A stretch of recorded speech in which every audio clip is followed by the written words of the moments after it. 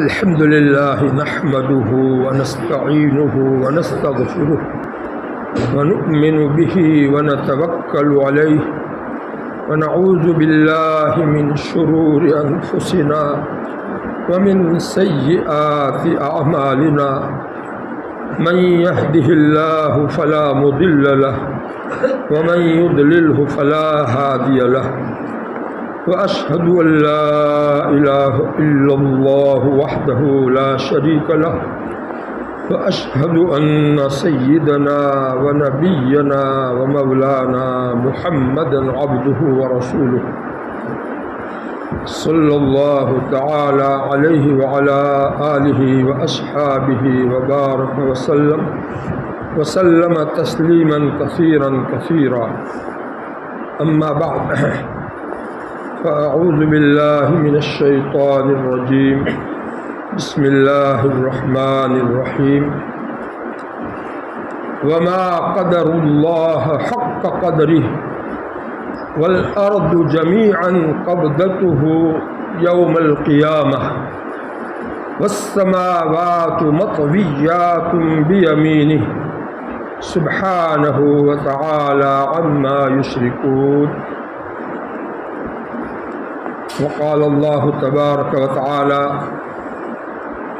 يا أيها الذين آمنوا توبوا إلى الله توبة نصوحا عسى ربكم أن يكفر عنكم سيئاتكم ويدخلكم جنات تجري من تحتها الأنهار. وقال رسول الله صلى الله عليه وسلم: أشد الناس عذابا يوم القيامة المصورون. وقال رسول الله صلى الله عليه وسلم: اتق المحارم تكن أعبد الناس. قابل احترام علماء کرام اور میرے پیارے ایمانی بھائیوں، ہمارا یہاں جو پروگرام مہینے میں ایک مرتبہ ہوتا ہے، تو اس میں صرف یہ مغرب سے عشاء تک کا بیان ہی کو لوگ اہمیت دیتے ہیں اور پھر چلے جاتے ہیں کھانا کھا کر کے۔ اس سلسلے میں مجھے یہ بات سمجھانی ہے کہ یہ دل کی اصلاح کے لیے جمع ہوتے ہیں، اور دل کی اصلاح کے لیے صرف ایک بیان کافی نہیں ہوتا ہے، اس بیان کے مطابق عمل بھی کچھ کرنا پڑتا ہے۔ اس بیان سے پاور ملتا ہے، طاقت ملتی ہے اللہ سے تعلق کی، تو اس کی بنا پر پھر کوئی عملی قدم اٹھانا پڑتا ہے۔ عملی قدم کیا؟ تہجد کی نماز، رات کو یہاں قیام کریں گے تو تہجد کی نماز پڑھیں گے، اس وقت دعائیں قبول ہوتی ہے، دعا مانگیں گے، یہ ایک مستقل عمل ہے۔ اسی طرح فجر کے بعد ذکر کی مجلس بھی ہوتی ہے، بہت ہی نورانی مجلس، اللہ تعالیٰ کا بابرکت نام، پاکیزہ نام لینے کا موقع ملتا ہے۔ جتنے لوگ رات کو قیام کرتے ہیں وہ یہ ذکر کی مجلس میں شریک ہو کر فائدہ اٹھاتے ہیں۔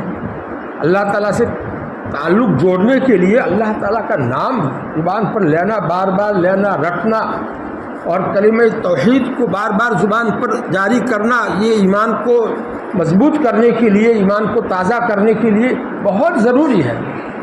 جو شخص یہ چاہتا ہو کہ میرا خاتمہ ایمان پر ہو، موت کے وقت میری زبان پر کلمہ جاری ہو، تو اس کو اپنی زبان کو اس کا مانوس، اس سے مانوس کرنا پڑے گا، بار بار یہ کلمہ زبان پر جاری کر کے اللہ تعالیٰ سے اپنا ایمان مضبوط کرنا پڑے گا، اس کے ساتھ عشق پیدا کرنا پڑے گا، اللہ تعالیٰ کے ساتھ محبت پیدا کرنی پڑے گی، تب جا کر کے یہ خاتمہ اچھا ہوتا ہے۔ ایسے ہی تھوڑی ہوتا ہے۔ بڑے بڑے اللہ والے جو زندگی پر کیسی اللہ کے لیے عبادتیں کرتے رہے اور ریاضتیں کرتے رہے، لیکن وہ اپنے خاتمے سے ڈرتے تھے۔ کہ حضرت مولانا الیاس صاحب رحمۃ اللہ علیہ نے جو کام کتنا اچھا جاری کیا، تو وہ مرض الوفات میں ڈرتے تھے کہ میرا کام پتہ نہیں اللہ کو پسند بھی ہے کہ نہیں ہے۔ کیا ہوگا، مجھے اللہ کے پاس جانا ہے، میرا کیا ہوگا، اس کے اوپر روتے تھے، ڈرتے تھے۔ ایسے ہمارے تمام اکابرین کا حال ہے۔ حضرت شیخ الہند رحمۃ اللہ علیہ نے ہندوستان کو انگریزوں کی غلامی سے آزاد کرانے کے لیے کیسی تکلیفیں اٹھائی۔ مالٹا کی جیل میں، جو خطرناک قسم کی جیل ہے، بہت تکلیف والی جیل تھی، یہاں ہندوستان سے 4000 کلومیٹر کے فاصلے پر جو ہے ان کو قید کیا گیا تھا۔ 3 سال تک اس قید میں رکھا تھا۔ تو اس وقت انگریز نے ان کو کہا کہ تم اتنا جملہ بول دو کہ جو ہے تم ہمارے ساتھ ہو، یعنی ہم انگریز کے ساتھ تم ہو، اتنا ایک جملہ بول دو۔ کہا کہ تو میں نہیں بول سکتا۔ تو جو ہے آگ جلائی، آگ جلا کر کے اس کے انگارے بڑے بڑے جو ہے وہ تیار ہوئے، تو پھر کہا کہ کہہ دو ورنہ اس پر ہم تم کو سلائیں گے۔ نہیں کہہ سکتا میں ایسا جملہ۔ دیکھو اللہ سے تعلق کیسا مضبوط کیا ہوگا کہ ان کی غلامی میں ایمان کا خطرہ تھا پورے ہندوستان کے مسلمانوں کے لیے، اس لیے ان کی غلامی سے مسلمانوں کو آزاد کرانا ضروری تھا، چاہے جان کی قربانی دینی پڑے۔ واقعے میں پھر انگریز نے سلایا، آگ کے انگاروں پر سلایا، کیا حال ہوا ہوگا اس وقت، سوچو۔ اتنی بڑی تکلیف اٹھانے کے بعد بھی حضرت مولانا حسین احمد صاحب مدنی ان کے ساتھ میں تھے اس جیل میں، وہ یہ حالات لکھتے ہیں کہ ایک دن، اچھا اس کی وجہ سے حضرت کو ایسی تکلیف تھی کہ وہ رات کو سو نہیں سکتے تھے، بیٹھ کر کے رات گزارتے تھے۔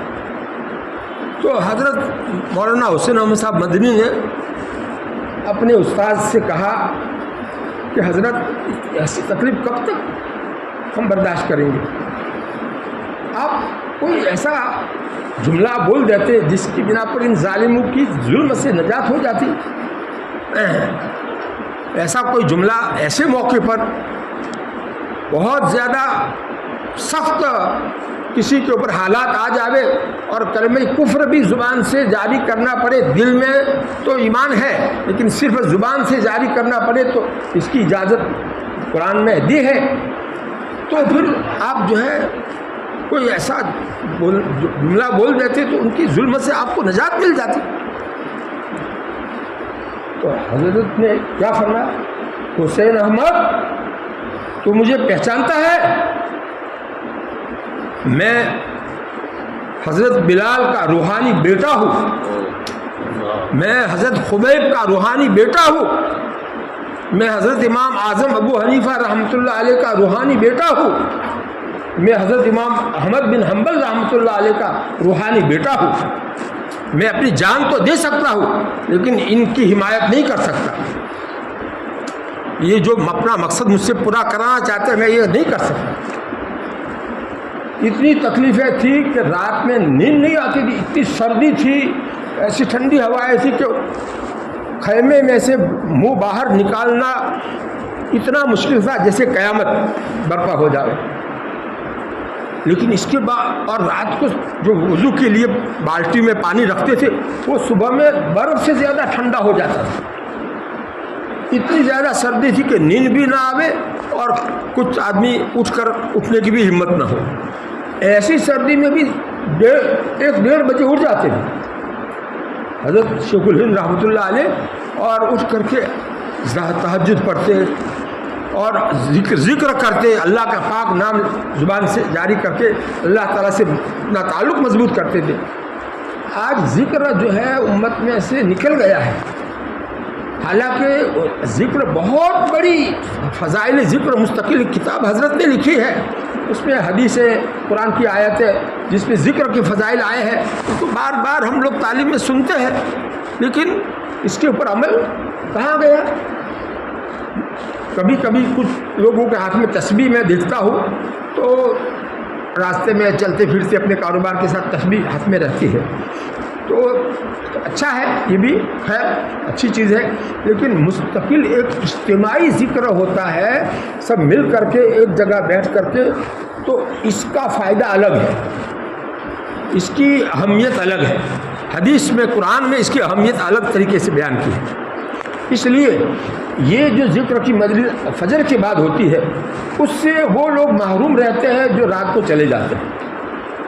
ارے خانقاہ کا ایک جز ہے ذکر الہی میں کی مجلس قائم کرنا، ابھی جو بیان ہوتا ہے اس کے ذریعے سے دل کی اصلاح اور دل کا اللہ تعالیٰ سے تعلق ہمارا صحیح ہو، اس کے بارے میں کچھ قرآن حدیث کی باتیں جو ہے سنائی جاتی ہے، لیکن اتنا سن لینا کافی نہیں ہے۔ سننے کے بعد آدمی قیام کرے، ایک رات کا مسئلہ ہے، مہینے میں ایک رات کا مسئلہ ہے، تو ایک رات قیام کر کے تہجد پڑھے اور صبح میں ذکر کی مجلس میں شریک ہوئے۔ صبح میں بھی دعائیں صبح کی پڑھائی جاتی ہے، جیسے ابھی پڑھائی گئی مغرب بعد، تو ان دعاؤں کا فیض، ان سنت کا نور کے انوار بھی ملیں گے، یہ سب فائدے ہیں۔ اشراق کی نماز بھی پڑھنے کا موقع ملتا ہے، یہ کتنے سارے فائدوں سے محروم ہو جاتے ہیں جو لوگ رات کو چلے جاتے ہیں اور اس کو اہمیت دیتے ہیں، اس مجلس کو ہی۔ ان کو میں سمجھانا چاہتا ہوں کہ اب تو رات بڑی ہو رہی ہے، آپ جو ہے آسانی سے تہجد پڑھ سکتے ہیں، اور جو ہے تہجد میں اللہ تعالیٰ سے جو مانگنا ہو مانگ سکتے ہیں، دعائیں قبول ہوتی ہے۔ خود اللہ تعالیٰ اعلان کرتے ہیں، کون ہے جو مجھ سے مانگے میں اس کو دوں، کون ہے جو مجھ سے مغفرت مانگے تو میں اس کو بخشش کر دوں۔ پھر ہم نہ مانگیں تو دیکھو اس مجلس کو کی حقیقت کو سمجھا رہا ہوں پہلے کہ ایک دن کیوں ایک رات، مہینے میں ایک آدھ پروگرام کیوں ہوتا ہے، وہ خانقاہی پروگرام ہوتا ہے۔ خانقاہ کا ایک جز جو ہے ذکر بھی ہے، اور یہ نمازیں، نفل نمازیں جو ہے تہجد کی نماز، اشراق کی نماز، یہ بھی ہے خانقاہ کے اندر، یہ سب چیزیں ہیں۔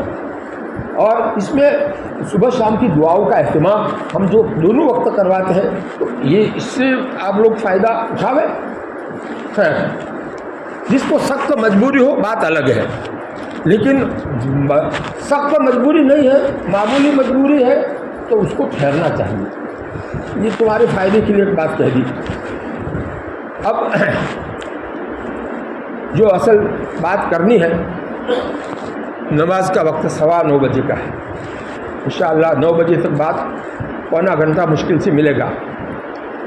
اللہ تعالیٰ اس میں برکت عطا فرماوے۔ ابھی قرآن پاک کی میں نے ایک آیت پڑھی ہے، یہ سورہ زمر کی آیت ہے، 24ویں پارے کی آیت ہے۔ اللہ رب العزت فرماتے ہیں وما قدر اللہ حق قدری، ان لوگوں نے اللہ کا مرتبہ نہیں پہچانا، جیسا اللہ تعالیٰ کا مرتبہ ہے اس کو نہیں پہچانا۔ وما قدر اللہ حق قدری، قیامت کے دن 7 زمینیں اللہ تعالیٰ کی ایک مٹھی میں ہوگی، والارض جمیعا، ساری کی ساری زمینیں قبضتہ اللہ تعالیٰ کی مٹھی میں ہوگی قیامت کے دن۔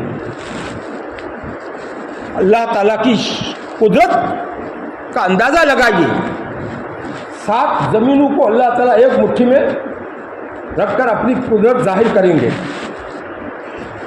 والسماوات مطویات بیمینہ، اور 7 آسمان، جمع کا صیغہ ہے والسماوات، سب آسمان لپیٹ کر کے، جسے کاغذ کو ہم لپیٹتے ہیں، لپیٹ کر کے اللہ تعالیٰ اس کو اپنے دوسرے ہاتھ میں رکھ دیں گے۔ یہ ہے اللہ تعالیٰ کی شان۔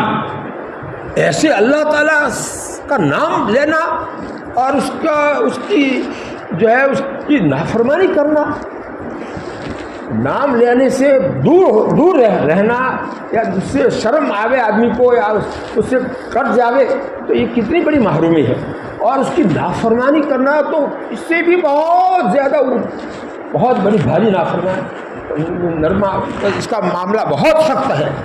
کتنے مسلمان ہو کر کے نماز نہیں پڑھتے، کتنے مسلمان ہو کر کے داڑھی کٹاتے ہیں، کتنے مسلمان ہو کر کے غیروں کا جیسا لباس پہنتے ہیں، کھلے سر پھرتے ہیں، سر کے اوپر بال انگریزی کٹواتے ہیں، پتہ نہیں کیسے کیسے گناہ ہم کر جاتے ہیں۔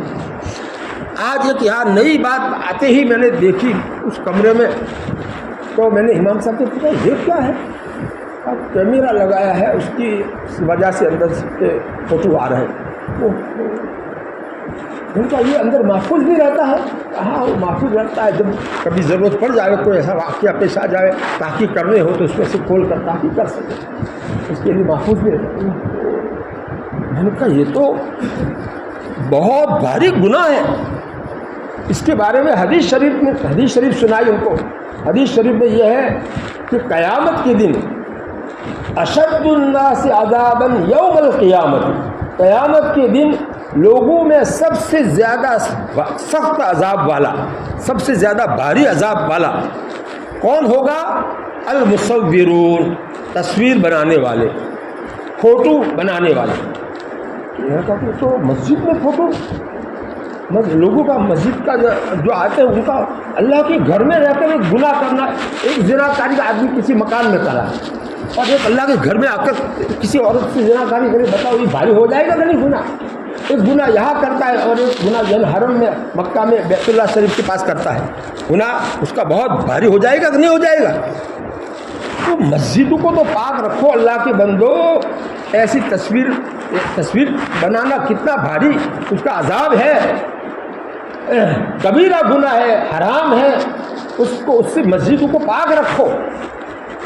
مسجدوں میں ایسی چیز مت آنے دو.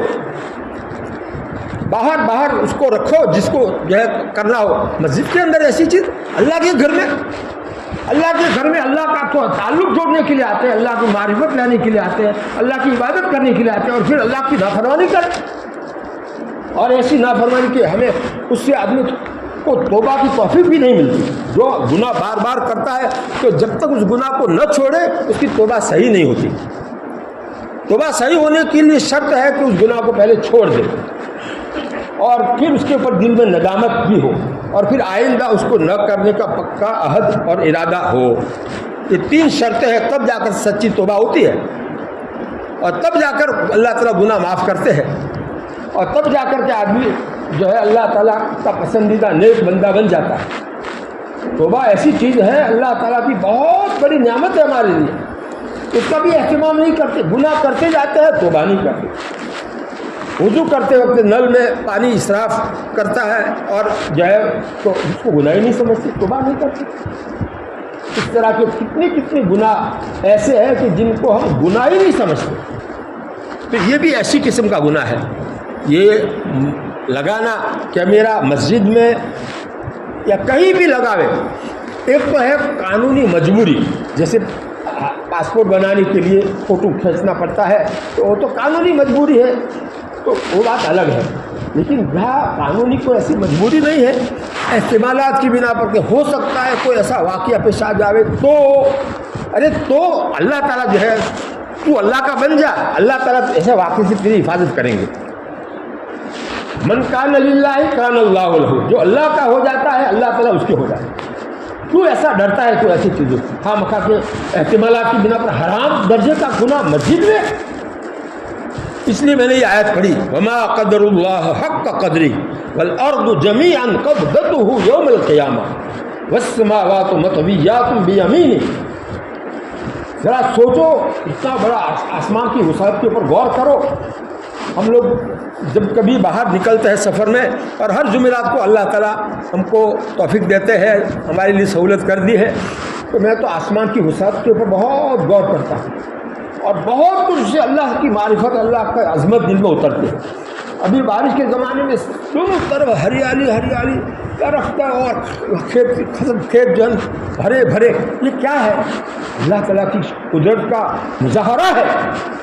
ایک اللہ تعالیٰ جو آسمان سے وہ پانی برساتے ہیں اور پوری دنیا کو ہری بھری کر دیتے ہیں. آنند فانند بادل لے آتے ہیں اور پانی برسا دیتے ہیں. ایسی کڑک اور ایسی بجلی, اسی پانی میں سے آگ نکالتے ہیں. یہ سب اپنی قدرت کے مظاہر دکھاتے ہیں اللہ تعالیٰ, لیکن انسان غور ہی نہیں کرتا ہے. رات دن کا اختلاف, کبھی رات کی اندھیری لے آتے ہیں ہمارے فائدے کے لیے, سکون کی نیند ملے, اور دن کا اجالا نکال دیتے ہیں تاکہ ہم کاروبار کر سکیں. یہ کتنی بڑی اللہ تعالیٰ کی شان قدرت اور شان رحمت اس میں بھری ہوئی ہے, لیکن ہم لوگ اسی چیزوں میں غور ہی نہیں کرتے. کیسے ہم اللہ تک پہنچیں گے؟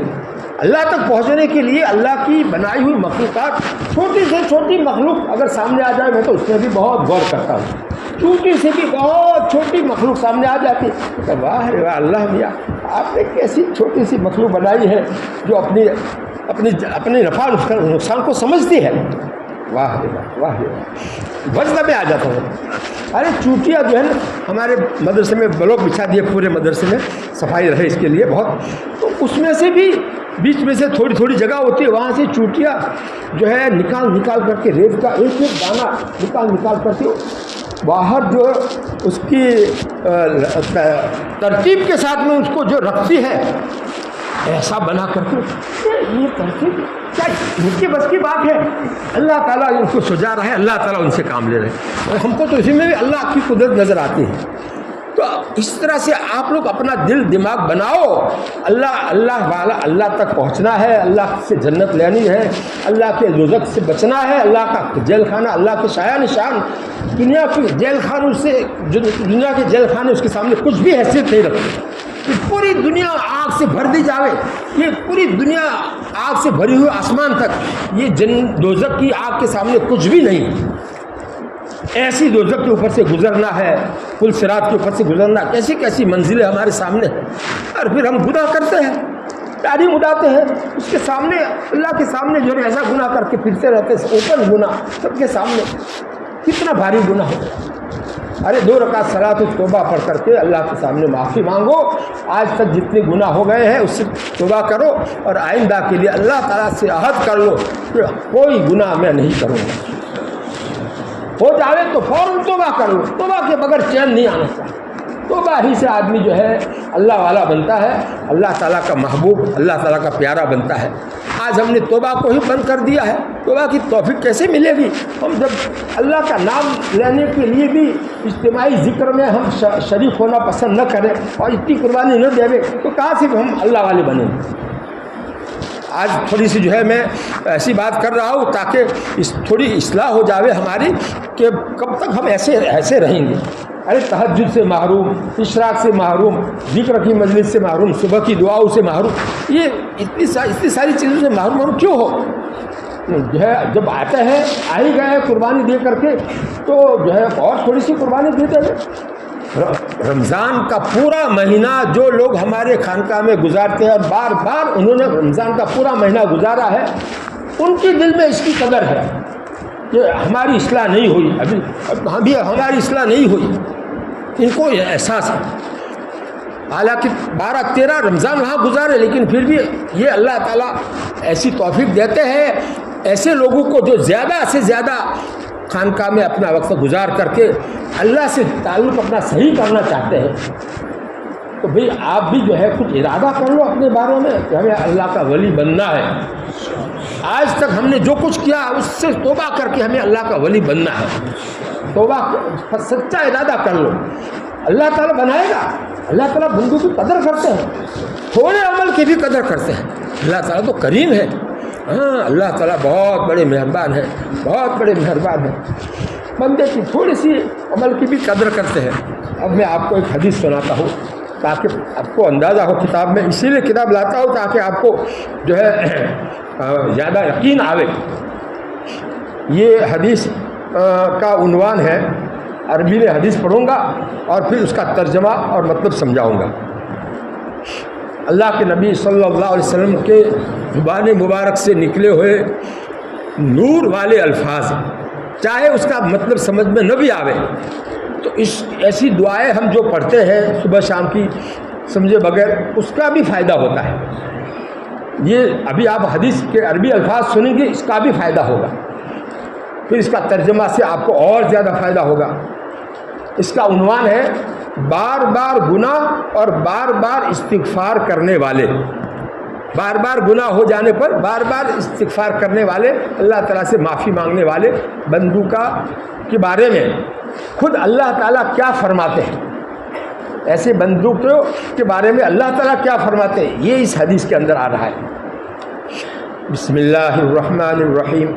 عن ابی ہریرہ رضی اللہ عنہ قال قال رسول اللہ صلی اللہ علیہ وسلم ان عبدا اذنب ذنبا فقال رب اذنبت فاغفره فقال ربه علم عبدي ان له ربا يغفر الذنب ويأخذ به غفرت لعبدي ثم مكث ما شاء الله ثم ان اذنب ذنبا قال رب اذنبت ذنبا فاغفره فقال علم عبدي ان له ربا يغفر الذنب ويأخذ به غفرت لعبدي ثم مكث ما شاء الله ثم اذنب ذنبا قال رب اذنبت ذنبا آخر فاغفره لي فقال علم عبدي ان له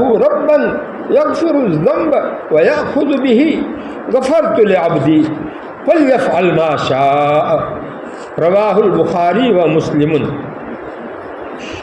اب اس کا ترجمہ حضرت نے جو کیا ہے اس کی تشریح بھی کی ہے. حضرت ہی کے الفاظ میں سنو. آپ لوگ ماشاءاللہ اب توجہ سے سن رہے ہیں اس لیے میں زبانی کہوں اس کی بجائے حضرت ہی کے الفاظ سے سنو. حضرت ابو ہریرہ رضی اللہ عنہ سے روایت ہے کہ رسول اللہ صلی اللہ علیہ وسلم نے بیان فرمایا کہ اللہ کے کسی بندے نے کوئی گناہ کیا، پھر اللہ سے عرض کیا اے میرے مالک مجھ سے گناہ ہو گیا، مجھے معاف فرما دے.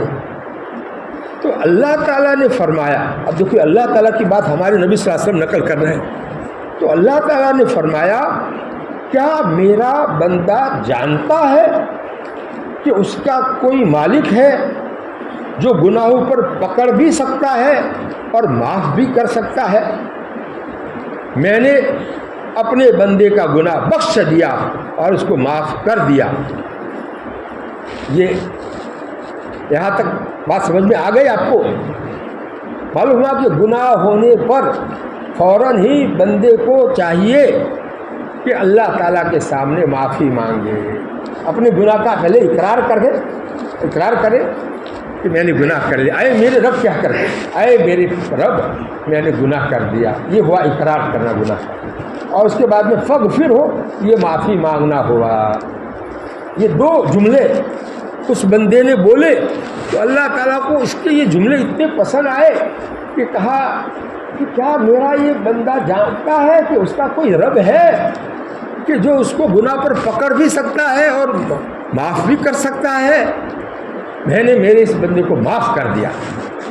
ایسا اللہ تعالیٰ اعلان فرماتے ہیں. واہ، دیکھو یہ غیبی باتیں ہیں، اللہ کو ہم نے دیکھا نہیں، اللہ کی بات ہم ڈائریکٹ نہیں سن سکتے. ہمارے نبی صلی اللہ علیہ وسلم پر وہی آتی تھی اور اللہ کی باتیں سب کے سامنے ہمارے نبی صلی اللہ علیہ وسلم بیان کرتے ہیں. اور وہی اللہ کی طرف سے پیغام پوری امت کے لیے پہنچانے والے تھے. رسول اللہ محمد الرسول اللہ، یہ جملہ قرآن پاک میں ہے. محمد اللہ کے پیغام پہنچانے والے ہیں. خیر، اب اس کے بعد آگے سنو آگے کا ترجمہ. اس کے بعد جب تک اللہ نے چاہا وہ بندہ گناہ سے رکا رہا اور پھر کسی وقت گناہ کر بیٹھا.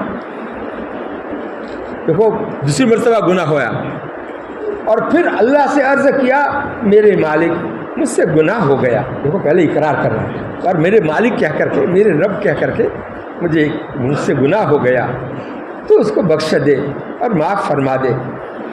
تو اللہ تعالیٰ نے پھر فرمایا کہ کیا میرا بندہ جانتا ہے کہ اس کا کوئی مالک ہے جو گناہ اور قصور معاف بھی کر سکتا ہے اور پکڑ بھی سکتا ہے؟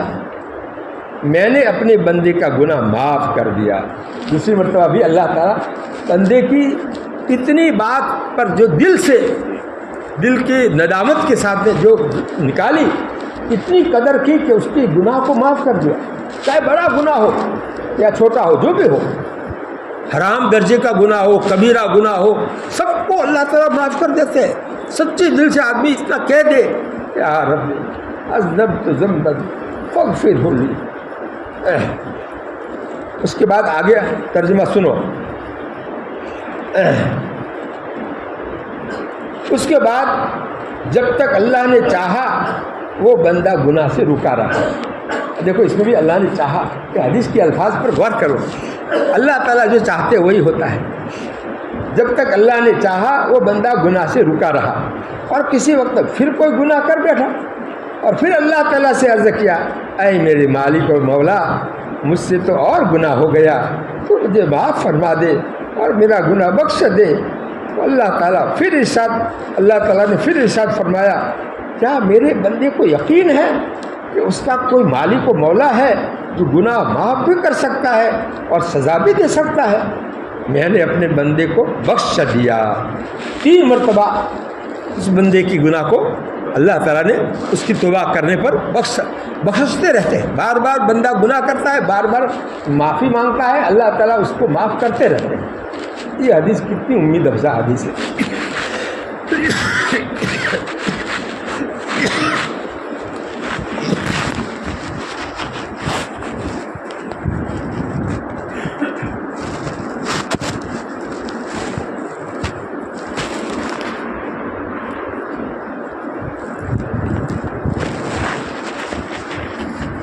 دیکھو یہ حدیث میں اسی لیے آج منتخب کر کے لایا ہوں کہ آج امت سے گناہ بہت ہو رہے ہیں, اور اس کی وجہ سے حالات ہمارے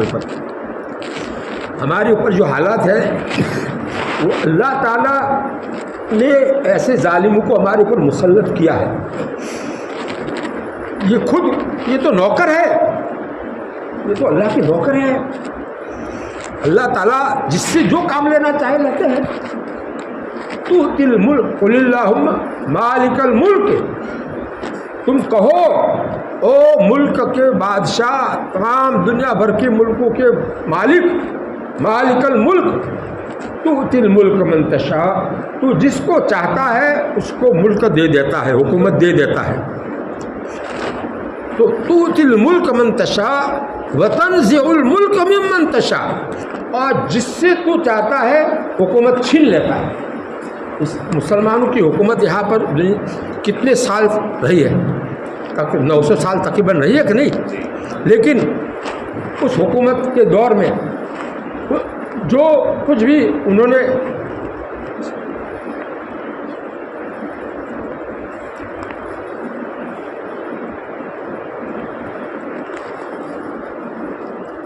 اللہ تعالیٰ نے جب چاہا اتنی مضبوط حکومت کو چھین لیا. اس کے لیے تنزیع کا لفظ ہے, کھینچنا. اللہ تعالیٰ اپنے شان کے مطابق کھینچ لیتے ہیں. کیسی بڑی حکومت کیوں نہ ہو, ارے جو ہے سپر پاور حکومت ہے وہ اللہ تعالیٰ نے بالکل نیست و نابود کر دیا, ختم کر دیا. اب ہمارے زمانے کی بات کر رہا ہوں, پہلے زمانے کی تو بہت سے واقعات آپ کے سامنے روم اور فارس وغیرہ کے ہے. یہ تو میں اپنے زمانے کی بات کر رہا ہوں, ہے کہ نہیں؟ روس کی حکومت کتنی بڑی تھی, اللہ تعالیٰ نے ٹکڑے ٹکڑے کر دیے. خیر, تو یہ اللہ تعالیٰ کے ہاتھ میں سب کچھ ہے. اللہ تعالیٰ کو اپنا بنا لو, اللہ تعالیٰ کے بن جاؤ, پھر اللہ تعالیٰ تمہاری پوری حفاظت کریں گے. کوئی کچھ نہیں کر سکتا ہے. ان کے دماغ کو, ان کے دل, ان کے ہاتھ, سب کچھ اللہ کے قبضے میں. ہم اللہ کے بن جائیں, کبھی بھی کوئی نافرمانی نہ ہو, اور ہو جائے تو توبہ کے بغیر چین نہ آئے. بس اتنا, یہ 2 نسخے اپنا لو. ابھی حدیث کی آخری جملہ جو ہے رہ گیا, اس کا ترجمہ. آخری جملہ اللہ تعالیٰ یہ 3 مرتبہ معاف کرنے کے بعد کیا فرماتے ہیں؟ فَلْيَفْعَلْ مَا شَاءَ. اس کا ترجمہ حضرت نے فرمایا, اب جو اس کا جی چاہے کرے, اب جو اس کا جی چاہے کرے وہ بندہ. اس کا مطلب سمجھنا ضروری ہے کہ نہیں؟ ورنہ بہت سے لوگ غلط مطلب سمجھ لیں گے تو گمراہ ہو جائیں گے. تو یہ ہمارے اکابر جو ہے وہ حدیث کا مطلب بھی سمجھاتے ہیں, تشریح کر کے آسان الفاظ میں. اس کو سنو, دیکھو سمجھنے کی نیت سے بیٹھو, صرف سننے کی نیت سے مت بیٹھو. برکت مل جائے گی سننے کی, ایسے ارادہ مت کرو. دماغ اور دل کو استعمال کرو. ہم دنیا کی بات, کوئی بھی کاروبار کی لائن کی بات ہو, تو اس کو سمجھنے کے لیے دماغ لگاتا ہے کہ نہیں؟ آنکھیں، دل، دماغ سب کچھ اس میں لگاتے ہیں، کیونکہ ہم کو کاروبار کرنا ہے، ہم کو اس کا تجربہ نہیں ہے، تو یہ تجربہ کار ہے، اس کے پاس سے تجربہ ہمیں لینا ہے، تو کیسی توجہ سے اس کے سامنے بات کرتے ہیں، وقت فارغ کر کے، اور اچھی طرح سے سوال بھی کرتے ہیں، ہم کو کوئی بات سمجھ میں نہیں آتی تو سوال بھی کرتے ہیں کہ نہیں، اور دین کی بات ہو کو بولتا ہے، سوال کرتا ہے۔ اللہ کے نبی صلی اللہ علیہ وسلم کی مجلس ہوتی تھی تو صحابہ پوچھتے تھے، بیچ میں سوال کرتے تھے، ابھی آپ کی بات پوری نہیں ہو، ادھوری بات ہے، اس پر بھی وہ بات سمجھ میں آئی نہیں، وہیں پر بول دیا۔ عورتیں بھی سوال کرتی تھی، صحابیات بھی سوال کرتی تھی، پردے کے ساتھ، وہ بھی آپ کی مجلس میں آتی تھی، ان کے لیے الگ مجلس حضور پاک صلی اللہ علیہ وسلم نے طے کی تھی، تو اس میں بھی ان کو جو بات سمجھائی جاتی، کوئی بات سمجھ میں نہیں آتی تو سوال کرتی تھی۔ ہمارے مرد اور مولانا ہو کر بھی کسی کو کوئی سوال دماغ میں آتا ہے بھی، تعجب کی بات ہے، غیرت دلانا رہا ہو، ارے دین کو سمجھ کر کے لو، جتنا آ گیا سمجھ میں ٹھیک ہے، نہ آیا تو کیا ہوا، ایسی لاپرواہی سے دین نہیں ملتا ہے۔ جنت جو ہے اللہ تعالیٰ کی جو ہے سستی نہیں ہے، جنت تو بہت اللہ تعالیٰ نے اپنے شایان شان اپنا مہمان خانہ بنایا ہے، اس کو لینے کے لیے یہاں اپنے نفس کی رگڑائی کرنی پڑتی ہے، اپنے نفس کو خلاف اب اس کو کچلنا پڑتا ہے، اس کے لیے تہجد میں اٹھنا پڑتا ہے، اس کے لیے جو ہے میٹھی نیند چھوڑنی پڑتی ہے، عشاء کے بعد جلدی سونے کا اہتمام کرنا پڑتا ہے، باتیں سب چھوڑ کر کے عشاء کے بعد جلدی سو جائے تاکہ صبح میں نیند پوری ہو جائے تو آسانی سے اٹھ سکے، یہ سب کرنا پڑتا ہے، اس کے بغیر جنت آسانی سے نہیں ملے گی، کٹائی جہنم میں جا کر کے مسلمان گنہگار بھی دوزخ میں جائیں گے، نماز پڑھنے والے جائیں گے، اور ان کا پورا بدن جل کر کوئلہ ہو جائے گا، اور سجدے کی جو جگہ ہے، پیشانی، ناک، ہاتھ، پیر، گھٹنے اور پیر، یہ جو ہے اس کو آگ نہیں جلائے گی۔ اللہ تعالیٰ جب فرشتوں کو کہیں گے کہ میرے ان بندوں کو اب لے آؤ جو دوزخ سے نکال کر، تو یہ فرشتے پہچانیں گے کیسے؟ ان سجدے کی نشانات کو آگ نے جلایا نہیں ہوگا، اس سے وہ پہچانیں گے۔ تو سجدے کی فضیلت میں بخاری شریف میں یہ حدیث آئی ہے، آپ کو یہ حدیث میں اس لیے سنا رہا ہوں کہ نمازی تھے وہ اور دوزخ میں گئے، یہ کہنا چاہتا ہوں، تو اس لیے ایسا دھوکے میں مت رہنا کہ ہم تو نمازی ہیں، ہم تو جو ہے اتنا دیندار، ارے ظاہری دینداری کافی نہیں ہے، اصل دل ہے، دل میں اللہ کو بسانا، اللہ کی محبت، اللہ کا نام دل میں اتارنا، یہ کرو گے تو کچھ ملے گا۔ اللہ تعالیٰ کو ہم نے پہچانا ہی نہیں ہے، اس لیے مخلوقات اس کی ساری ایک ہی سورج کی لائٹ ہے، پوری دنیا کو روشن کر دیتی ہے، اور اس لیے غور نہیں کرتے۔ میں سوچتا ہوں کہ انسان، ہمارے مسلمان بھائی ہو کر غور نہیں کرتے، رات اور دن کو اللہ تعالیٰ جب چاہتے ہیں چھوٹا کر دیتے ہیں، بڑا کر دیتے ہیں، رات کو جب چاہتے ہیں گرم کر دیتے ہیں، جب چاہتے ہیں ٹھنڈا کر دیتے ہیں، جب چاہتے ہیں اس اجالے کو ختم کر کے اندھیرا کر دیتے ہیں، اور جب چاہتے ہیں اندھیرے کو بدل دیتے ہیں اجالے سے۔ یہ سب اختلافات، واختلاف اللیل والنہار لآیات لأولی الالباب، اس کے لیے عقل مند والوں کے لیے یہ اللہ کی قدرت کی نشانیاں ہیں۔ یہ بھائی تہجد میں یہ آیت پڑھو گے آپ، سورہ آل عمران کی آخری آیت، جس کی پہلی آیت کیا ہے؟ ان فی خلق السماوات والارض واختلاف اللیل والنہار لآیات لأولی الالباب الذین یذکرون اللہ قیاما وقعودا وعلی جنوبہم ویتفکرون فی خلق السماوات والارض ربنا ما خلقت هذا باطلا سبحانک فقنا عذاب النار۔ یہ سنت ہے، تہجد کی سنتوں میں سے پہلے بتایا تھا، ایک سنت یہ ہے کہ یہ رکوع پورا پڑھو۔ اللہ کے نبی صلی اللہ علیہ وسلم تہجد میں اٹھتے تھے تو یہ رکوع پڑھتے تھے پورا۔ اس میں کیا جو علماء ہے اس کے معنی بھی سمجھ سکتے ہیں، اور جس کو اچھی طرح سمجھنا ہو کوئی تفسیر میں دیکھ کر کے اس کا معنی ذہن میں لے سکتا ہے۔ یار سنت طریقے سے تہجد ادا کرنا اور ہے، مطلق نماز تہجد کی پڑھ لینا الگ بات ہے۔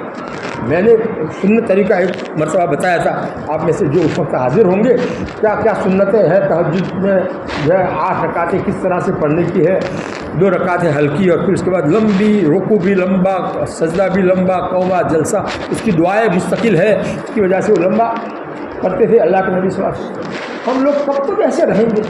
دنیا تو آنکھ بند ہو گئی تو سب کچھ یہاں رہ گیا، مکان بھی، کاروبار بھی، بال بچے بھی، سب کچھ یہاں رہ گیا۔ ہم اکیلے قبر کے اندر امتحان گاہ میں اندھیری کوٹڑی میں چلے جائیں گے، کیا ہوگا وہاں؟ سوچو، اس کو دماغ میں لے کر کے، اس کو کہتے ہیں مراقبہ موت، اپنی موت کو سوچنا۔ یہ ہر جو بھی بیعت ہونے والا ہوتا ہے اس کو ہم ایک معمول دیتے ہیں کہ بھی روزانہ 5 منٹ کم سے کم نکال کر کے اپنی موت کو سوچو، اپنی قبر کو سوچو۔ یہ میں بتاتا ہوں، لیکن کون اس پر عمل کرتا ہے؟ مراقبہ موت کون کون کرتا ہے؟ ذرا ہاتھ اٹھا کر کے مجھے بتاؤ تو اس میں سے کتنے ہیں جو مراقبہ موت کرتے ہیں؟ 2 3 ماشاء اللہ، یہ 3 حضرات آگے ہے جو ہمارے مجاز بھی ہے، جو ہے اس میں سے 2 تو ہمارے مجاز ہیں، باقی سارا مجمع خالی۔ حالانکہ حدیث شریف میں اس کا حکم اللہ کے نبی صلی اللہ علیہ وسلم اپنی پوری امت کو حکم دے رہے ہیں، اکثروا ذکر حازم اللذات الموت، لذت کو توڑنے والی موت کو کثرت سے یاد کرو، زیادہ یاد کرو۔ اب تھوڑا بھی ہم یاد نہ کریں تو کیسے ہم بنیں گے؟ ایک بار مہینے میں ایک بار بیان سن لینے سے بن جائیں گے کیا؟ ارے اس کے لیے تو بزرگوں نے کئی سال خانقاہوں میں لگائے ہیں، تب جا کر کے اللہ والے بنے ہیں۔ آنکھوں پر ہمارا کنٹرول نہیں، زبان پر کنٹرول نہیں، کانوں پر کنٹرول نہیں، تو کیا ہوا؟ یہاں آنے کا فائدہ کیا ہوگا؟ ارے اس ایک رات کی ایک مجلس سے تبدیلی نہیں آتی، زنگ اندر بہت چڑھا ہوا ہے، اس کے لیے قربانی دینی پڑتی ہے، تھوڑی اور وقت کی قربانی دینی پڑتی ہے۔ یہاں بھی اور رمضان کے مہینے میں معمول میں جو بھی آ سکتے ہو، جتنا بھی وقت لگا سکتے ہو وہ لگائیں گے، تب جا کر یہ آہستہ آہستہ اندر سے دل بنے گا۔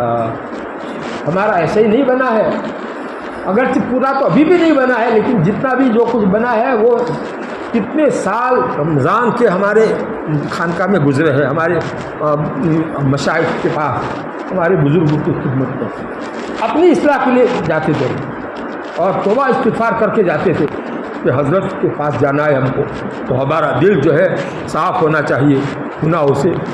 ایسا اپنے آپ کو محسوس کرتے تھے ہم، طلب کہاں جا رہے ہیں؟ حضرت کے پاس جانا۔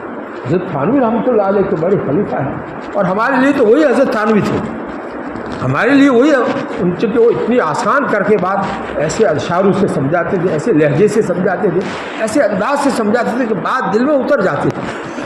2-2.5 گھنٹے کی 3 گھنٹے کی بھی مجلس ہوتی تھی تو اکتاتے نہیں تھے۔ یہاں اگر ایسی مجلس ہو تو دوسری توبہ کریں، آئندہ نہیں آئیں گے یہاں۔ خیر، اللہ تعالیٰ جو ہے ہم کو دین کی سچا طالب بناؤ۔ دین کی سچی طلب جب تک نہیں ہوگی وہاں تک کچھ نہیں۔ سچی طلب صحابہ میں تھی اور ہمارے مشائخ میں تھی، اولیاء کرام میں تھی، اس لیے وہ بن گئے۔ ہم بھی اگر کچھ بننے کا ارادہ کرتے ہیں اللہ تعالیٰ بنا دیں گے۔ ہم پہلے ارادہ کر کے اللہ کے سامنے اپنا احتیاط ظاہر کریں۔ خیر، تو اس کی تشریح سنانا باقی ہے، غور سے سنو۔ اس حدیث میں رسول اللہ صلی اللہ علیہ وسلم نے بار بار گناہ اور بار بار اس تو معافی مانگنے والے جس بندے کا واقعہ بیان فرمایا ہے، بعد اس حدیث کی شرح کرنے والے محدثین نے کہا ہے کہ ہو سکتا ہے کہ وہ آپ ہی کا کوئی امتی ہو، ایسا وہ بندہ آپ ہی کا کوئی امتی ہو، اس کا یہ واقعہ آپ نے بیان کیا ہے، اور ممکن ہے کہ پہلے جو انبیاء گزرے ہیں ان کا کوئی امتی ہو، اس کا یہ واقعہ ہو۔ اس نے نام نہیں لیا ہے، ان نے عبدن کہا ہے، ایک بندے نے ایسا گناہ کر لیا۔ لیکن کہہ کر جو بات کہہ رہے حضرت کی وہ بہت اہم بات ہے۔ لیکن اس عاجز کے نزدیک، حضرت مولانا منظور صاحب نعمانی اپنے کو کیا کہہ رہے ہیں؟ عاجز۔ لیکن اس عاجز کے نزدیک زیادہ قرین قیاس، یعنی زیادہ بات سمجھنے کے والی بات یہ ہے کہ یہ کسی خاص اور معین واقعے کا بیان نہیں ہے، کسی خاص بندے کا واقعہ بیان نہیں کیا گیا ہے، بلکہ ایک کردار اور چلن کو بیان کیا ہے۔ اللہ تعالیٰ کے لاکھوں کروڑوں بندے ہوں گے جن کا حال اور جن کی چلن ایسی ہوگی جو اس حدیث میں بیان کی ہے کہ بار بار گناہ ہونے پر بار بار توبہ استغفار کرتے ہوں گے۔ تو اللہ تعالیٰ کے لاکھوں کروڑوں بندے ہوں گے جن کا حال اور چلن یہی ہوگی کہ اللہ اور آخرت پر ایمان رکھنے کے باوجود ان سے گناہ ہو جاتا ہے، اور پھر وہ پشیمان ہو کر کے اللہ تعالیٰ کے سامنے معافی مانگتے ہیں، اور اس کے بعد بھی ان سے بار بار گناہ ہوتے رہتے ہیں، اور وہ ہر بار سچے دل سے استغفار کرتے ہیں۔ ایسے بندوں کے ساتھ اللہ تعالیٰ کا یہی کریمانہ معاملہ ہے، کرم والا معاملہ ہے جو اس حدیث میں بیان فرمایا گیا ہے۔ جو بار بار پچھتاوے، گناہ ہونے کے بعد بار بار پچھتاوے اور معافی مانگے، اس کے ایسے بندوں کے ساتھ اللہ تعالیٰ کا یہ معاملہ ہے کہ ہر مرتبہ معاف کر دے۔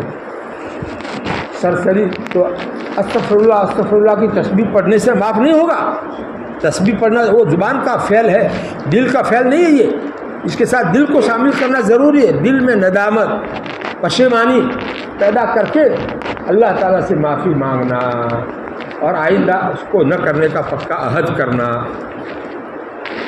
اب وہ آخری جو جملہ حدیث کا آیا تھا اس کا مطلب سمجھا رہے حضرت۔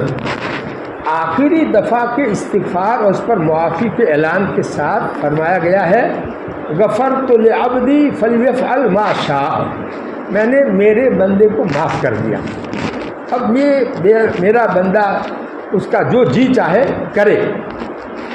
تو اس کا مطلب ہرگز یہ نہیں ہے کہ اب اس کو گناہوں کی بھی اجازت دے دی گئی ہے، یہ مطلب ہرگز نہیں ہے، بلکہ ان الفاظ میں بندے کے مالک اور مولا کی طرف سے صرف اس لطف و کرم کا اعلان فرمایا گیا ہے، اس لطف و کرم کا اعلان فرمایا گیا ہے کہ اے بندے، تو جتنی بار بھی گناہ کر کے اس طرح سچے دل سے معافی مانگتا رہے گا، میں تجھے معافی دیتا رہوں گا، اور تو اپنے اس صادق اور سچے اور مومنانہ استغفار کی وجہ سے گناہوں کے زہر سے ہلاک نہ ہوگا، گناہوں کے زہر سے ہلاک نہ ہوگا۔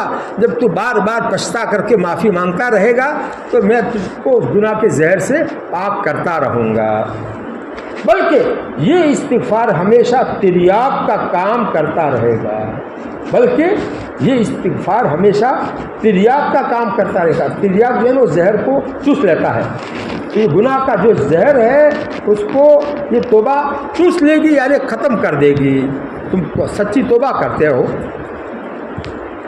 اللہ تعالیٰ دیکھو، اب بہت اہم بات کہہ رہے ہیں حضرت، اللہ تعالیٰ نے جن بندوں کو بندگی کا کچھ ذوق نصیب فرمایا ہے، بندگی کا، اللہ کا بندہ بن کر کے زندگی گزارنے کا کچھ ذوق، کچھ جو ہے طبیعت ان کو ایسی بنائی ہے، وہ سمجھ سکتے ہیں کہ مومن بندے کے دل پر ایسے کریمانہ اعلان کا کیا اثر پڑے گا، اور اس کے دل میں مالک کی کامل وفاداری اور فرما برداری کا کیسا جذبہ ابھرے گا کہ ایسا مالک میرا مجھے ایسا کہتا ہے فلیفعل ما شاء، اب جو چاہے تو کر۔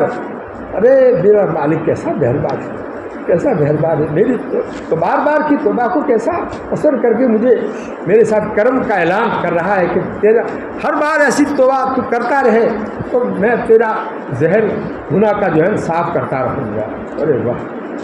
تو جس کو واقعے میں اللہ کا کوئی بندہ بننے کا ارادہ کیا ہوگا اور اللہ کا بندہ بن گیا ہوگا، ذوق اس کو بندگی کا کچھ آ گیا ہوگا، اس کو تو اس جملے سے یہ اثر ہوگا اس کے دل پر۔ اس حدیث کی صحیح مسلم کی روایت میں، یہ حدیث صحیح مسلم کی ہے اور بخاری شریف کی بھی ہے، دونوں میں ہے، لیکن صحیح مسلم میں یہ حدیث جو آئی ہے اس میں صراحت ہے کہ رسول اللہ صلی اللہ علیہ وسلم نے حدیث کا یہ پورا مضمون اللہ تعالیٰ کے حوالے سے بیان کیا ہے۔ کہ اللہ تعالیٰ اس کے جواب میں یوں کہتے ہیں، اللہ تعالیٰ بندے کو ایسا کہتے ہیں۔ اس روایت کی بنا پر یہ حدیث قدسی ہے، یعنی بہت اہم حدیث قدسی عام حدیثوں سے بہت اہم درجے کی حدیث ہوتی ہے۔ اللہ تعالیٰ ہم سب کو توبہ کی اہمیت نصیب فرمائے۔ کب تک توبہ قبول ہوتی ہے، اس کا وقت کب تک ہے، اس کے بارے میں ایک حدیث سن لو۔ عن ابن عمر رضی اللہ عنہما قال قال رسول اللہ صلی اللہ علیہ وسلم ان اللہ یقبل توبۃ العبد ما لم یغرغر، رواہ الترمذی وابن ماجہ۔ اس کا ترجمہ سنو۔ حضرت عبداللہ بن عمر رضی اللہ عنہما، حضرت عمر بن خطاب دوسرے خلیفہ تھے، ان کے صاحبزادے، یہ بھی صحابی ہے، بڑے حدیث سے بہت ساری حدیث روایت انہوں نے کی ہے۔ تو وہ یہ حدیث بیان کرتے ہیں، اللہ کے نبی صلی اللہ علیہ وسلم سے یہ حدیث انہوں نے سنی ہے۔ کیا بیان کرتے ہیں کہ رسول اللہ صلی اللہ علیہ وسلم نے فرمایا کہ اللہ تعالیٰ بندے کی توبہ اس وقت تک قبول کرتا ہے جب تک گرگرا کی کیفیت شروع نہ ہو۔ یہ گرگرا کی کیفیت کس کو کہتے ہیں، اس کو سمجھایا ہے تشریح کے اندر۔ موت کے وقت جب بندے کی روح جسم سے نکلنے لگتی ہے تو حلق کی نالی میں ایک قسم کی آواز پیدا ہو جاتی ہے، جسے عربی میں گرگرا اور اردو میں دوسرا لفظ بولتے ہیں۔ اس کے بعد زندگی کی کوئی آس اور امید نہیں رہتی۔ یہ موت کی قطعی اور آخری علامت ہے۔ سانس اکھڑ جاتا ہے نا، اس کو سانس اکھڑنا بھی کہتے ہیں، تو یہ موت کی آخری قطعی علامت ہوتی ہے۔ اس حدیث میں فرمایا گیا ہے کہ گرگرا کی اس کیفیت کے شروع ہونے سے پہلے بندہ اگر توبہ کر لے تو اللہ تعالیٰ اس کی توبہ قبول فرمائے گا۔ گرگرا کی کیفیت شروع ہونے کے بعد آدمی کا تعلق اس دنیا سے کٹ کر دوسری دنیا سے جڑ جاتا ہے، آخرت سے جڑ جاتا ہے۔ اس لیے اس وقت اگر کوئی کافر اور منکر ایمان لاوے تو اس کا ایمان بھی قبول نہیں ہوتا ہے۔ کوئی نافرمان مسلمان بندہ گناہوں سے توبہ کرے تو اللہ تعالیٰ کے ہاں اس کی توبہ قبول نہیں ہوتی ہے۔ ایمان اور توبہ اسی وقت تک معتبر اور قابل قبول ہے جب تک زندگی کی امید ہو اور موت آنکھوں سے سامنے نہ آ گئی ہو۔ قرآن پاک میں بھی صراحت کے ساتھ یہ بات بیان فرمائی گئی ہے۔ اعوذ باللہ من الشیطان الرجیم، بسم اللہ الرحمن الرحیم، وَلَيْسَتِ التَّوْبَةُ لِلَّذِينَ يَعْمَلُونَ السَّيِّئَاتِ حَتَّى إِذَا حَضَرَ أَحَدَهُمُ الْمَوْتُ قَالَ إِنِّي تُبْتُ الْآنَ۔ اس کا ترجمہ کیا؟ ایسے لوگوں کی توبہ قبول نہیں جو برابر گناہ کرتے رہتے ہیں یہاں تک کہ جب ان میں سے کسی کے سامنے موت آ کھڑی ہو تو کہنے لگے کہ اب میں توبہ کرتا ہوں۔ اس وقت ایسے آدمی کی توبہ قبول نہیں۔ حدیث کی اس مضمون کا ماخذ بظاہر یہی آیت ہے۔ حدیث کی جو بات ہے اللہ کے نبی صلی اللہ علیہ وسلم نے اس آیت کو سامنے رکھ کر کے کہی ہے، اور اس کا پیغام یہی ہے کہ بندے کو چاہیے کہ توبہ کے معاملے میں ٹال مٹول نہ کرے۔ توبہ کے معاملے میں ٹال مٹول نہ کرے کہ کر لیں گے پھر توبہ کر لیں گے، نہیں، معلوم نہیں کس وقت موت کی گھڑی آ جاوے اور خدا نخواستہ توبہ کا وقت ہی نہ ملے۔ اللہ تعالیٰ ہم سب کو آج ہی یہاں جتنے لوگ بھی ٹھہرے تو کم سے کم تہجد میں 2 رکعت صلاۃ التوبہ پڑھے اور بہت دل سے اللہ تعالیٰ سے اپنے تمام زندگی بھر کے گناہوں سے معافی مانگ کر کے گناہوں سے پاک صاف ہو جائے۔ اس کے بعد دیکھو روحانی کیفیت دیکھنا، کیسی آپ کی روح کو کیسی خوشی ہوتی ہے۔ ایسا معلوم ہوگا بہت بڑا پہاڑ ہمارے اوپر تھا، اس کا بوجھ تھا، وہ سب ہٹ گیا، ایسا آپ کو معلوم ہوگا۔ اللہ تعالیٰ عمل کی توفیق عطا فرمائے۔